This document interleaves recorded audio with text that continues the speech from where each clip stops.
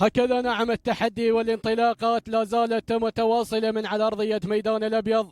ثالث أشواط هذا الصباح المخصص لفئة الإبكار. المسافة المقررة هي 1500 متر لأتقدم وأبحر مع بداية الشوط مع الانطلاق الشاهينية عبد الله بن سعيد الغفيلي من يقدم الشاهينية. المستوى الثاني ثاني المراكز الشاهينية ناصر بن عبد الله الوهيبي. المستوى الثالث ثالثا الشاهينية عبد الله بن سعيد بن سالم الوهيبي. المركز الرابع رابع المراكز هناك شواهين سعيد بن حميد اليحافي. المستوى الخامس خامسا هناك على المستوى الخامس هناك سيوف محمد بن حاتم اليحافي يقدم سيوف.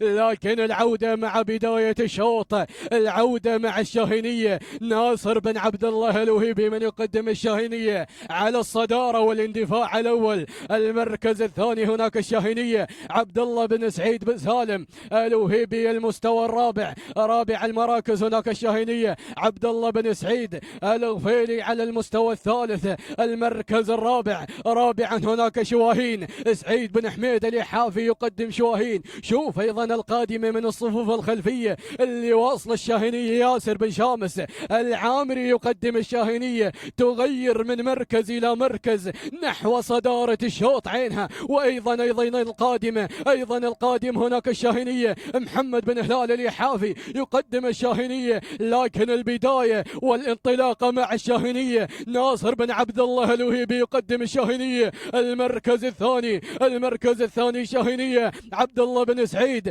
بن سالم الوهيبي. لكن البداية بسم الله ما شاء الله بسم الله ما شاء الله على الانطلاقة المميزة مع الذي تقدمها الشاهينية. ناصر بن عبد الله الوهيبي يقدم الشاهينية. بس يا اخوي بس بسم الله ما شاء الله النهاية ذهب على ذهب.